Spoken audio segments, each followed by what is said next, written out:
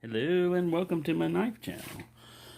Well, I tried to capture it all in one frame, but here are all of my doctor's knives. Most of them Rough Riders. This is the only one that's not a Rough Rider. And I just got this guy in today.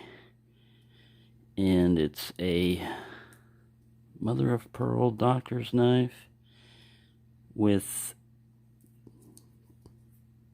two blades, basically.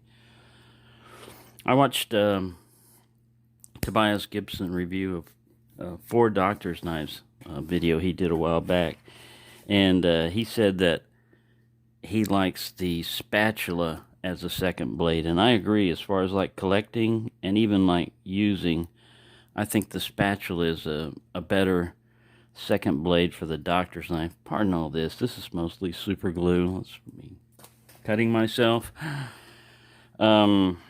But yeah. Now on this one, it's got a little band of abalone right there in between them. This is doesn't do it any justice. This camera right now is not doing this handle justice. Maybe a little bit better there. You can see it, the pattern in it. With Rough Rider doctor's knives, especially the modern ones, you're basically just getting the same frame, and your main blade is usually, and with the modern ones now, the main one is usually going to be a clip point or a sheep's foot. They don't seem to be coming out with the spear point, which I like. I like this a little bit better as an overall type of use for the knife anyway.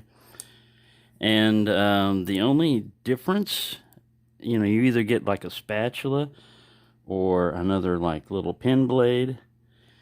The only difference is the doctor's knife, where you get this little pipe probe as your secondary one, which was pretty cool, the way they did that.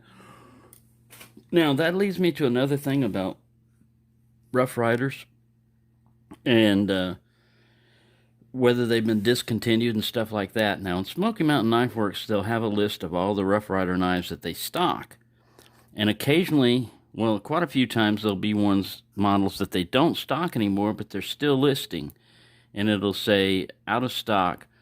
What I always do on one of those is I click on it to say, I put it in my wish list, and I click on it to say, email me when it's in stock. My hopes is that if enough people do that, say like they were still listing this one. If they're not listed in their model, in their catalog, Smoky Mountain's Knife Works catalog any more than probably, the factory is no longer making them. I don't have to get them on the secondary market. I just wish they would bring back some of the older designs like this. This is so beautiful. The coloring in it, and just the way it's done and everything. Just a really pretty knife. And that blade design too, I really like that spear point blade. Now it was either the Knife Doctor or the Knife Detector or the Jersey Knife Guy said you should clean these out, and that's true. Usually I just sit there and do it manually, but you can use like brake parts cleaner, and hit it in there. This one's been cleaned up by the seller before it was sent out, but usually you'll have like polishing compound or something. I think it's a combination of polishing compound and grease they get in there, but some of them get pretty gunky. Anyways, that's what I've got so far as like doctor's knives. I'm trying to collect all of the current patterns that Smoky Mountain Knife Works has, and any of the ones that are out of stock, I put on there, email me when it's available, and then I go into eBay and the secondary market and look for things like this one and the one you just saw. This one right here, I had to go on a bidding war for it. People were bidding on them and everything, and I was willing to pay up to $20 for that, and I got it for, I think, like $16 or $18.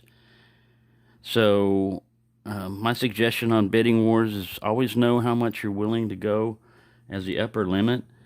Even if it's a discontinued model, an older model, don't think that's the last one in the world you'll ever see. Maybe that's the last one that's being listed on eBay right then, but don't let them jack you up or get caught in the moment to where you think you've got to have this knife and you're going to prove it no matter what, and you wind up paying like $40 or something for it. I mean, if the knife makes you happy and you can afford it, fine, but you probably would be able to find another one listed within a month or so at half the price. So I think Nick Shabazz did one of the a video on that called "The Fear of Missing Out." You know, where you think, "Oh wow, that's the last one. That's the last one in stock, and there aren't any more made, and it's been discontinued. And if I don't get it now, I'm gonna be kicking myself in the butt." Well, maybe, but then if you see the very same item listed right after, like for example this one, the eBay seller knows what he's doing. He has more than one of these, but he puts up a listing, he puts up a bid where he says one available. And he gives it 6 days, and he lets people do a bidding war where they jack the price way up. And then as soon as that one's sold, he does another listing for the same knife at like, starting out at a low price, like $7 or $8, you know, which if you could get it at that price, yeah, that'd be good. But on a 6-day listing, something is listed even at like 99 cents. I guarantee you that thing's going to cost more than $7 in the end. But anyways, sometimes you get lucky. And this one I wanted. Part of that fear of missing out was tying in there. You know, I was like, man, they don't make these anymore, and I'm willing to pay up to $20 for it. Nobody else was. I mean, the last bid was like $13.50 or something. And the last bidder had set a higher price, you know, like he was willing to pay $16 for it. And I said, well, I'm willing to pay 20, and got it. So, yeah, that's just a little eBay stuff and a little history on.